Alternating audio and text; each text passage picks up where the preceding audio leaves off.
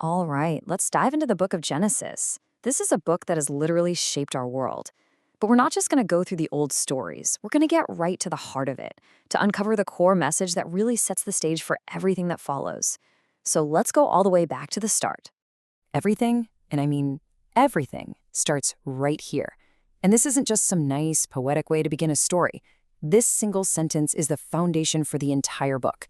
It puts God front and center as the ultimate source of all that is. Before this, nothing. He is the beginning.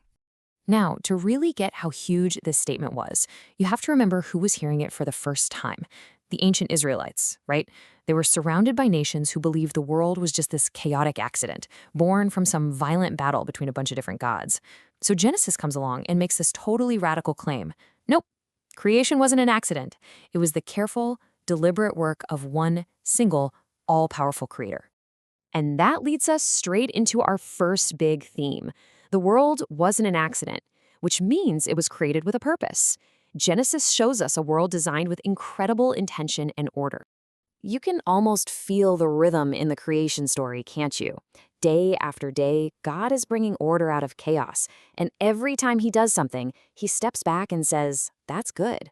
It all builds and builds until the creation of humanity, made in his own image. And the big idea here isn't just that everything was perfect, but that it was all designed for a reason, for people to live in a perfect relationship with the one who made them. So that's the obvious question, isn't it? If the world started out very good, then why is our world so full of pain and conflict and just struggle? That one question is the pivot point for the entire rest of the story. The answer Genesis gives us is what we can call the Great Disruption. It was a single moment, a single event, that sent shockwaves through all of human history. You know, through just one act of disobedience by Adam and Eve, something was fundamentally broken. This event, people call it the fall. It wasn't really about eating a piece of fruit. It was about rejecting God's way. It introduced sin into the world, and that fractured the perfect relationship, bringing things like separation, shame, and eventually death into the human experience. So, how does God respond to this rebellion? Well, this is where we see a theme pop up that you'll see again and again throughout the Bible, a two-sided response of both judgment and mercy. The story of the flood is the absolute classic example of this. The flood itself is God's judgment, a really devastating consequence for a world that had become completely corrupt.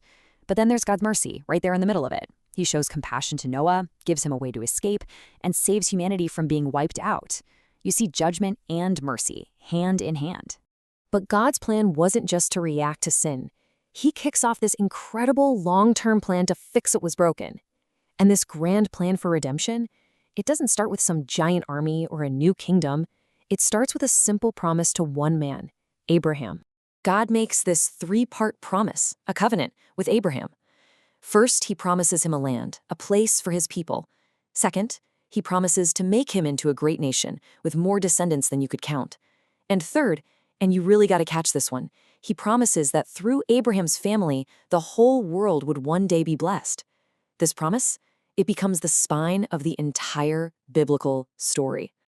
And then we just watch as this promise gets passed down generation to generation, like a family heirloom.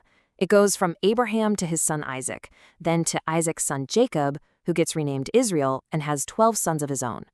The story follows this family all the way until one of those sons, Joseph, leads them all down into Egypt, which perfectly sets the stage for the next part of their journey.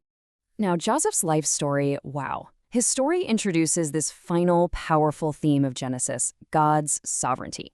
And that's just the idea that God is ultimately in control, weaving his plan together even in the middle of total chaos and human evil. I mean, just stop and think about what Joseph went through.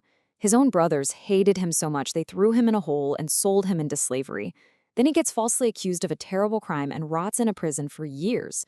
From any normal perspective, his life was a complete disaster, just one injustice after another. But that is not where his story ends. This is the climax of the whole book.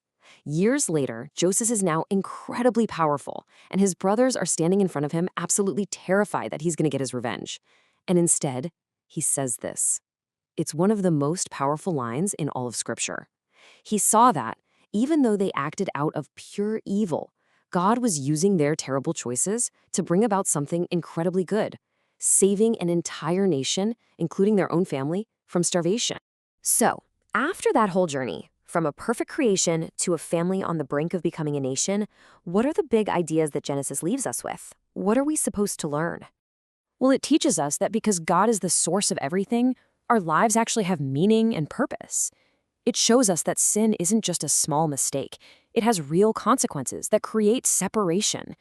We see that God is always faithful to his promises, even when people mess up over and over again.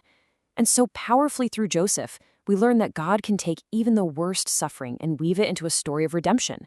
And finally, it all comes back to faith, a faith like Abraham's, which was the very foundation of his journey with God. So, in the end, you realize Genesis isn't just the beginning of a book. It's the beginning of a promise. It lays the groundwork for a huge rescue plan that stretches across all of history, a plan to redeem everything that was broken way back in the beginning.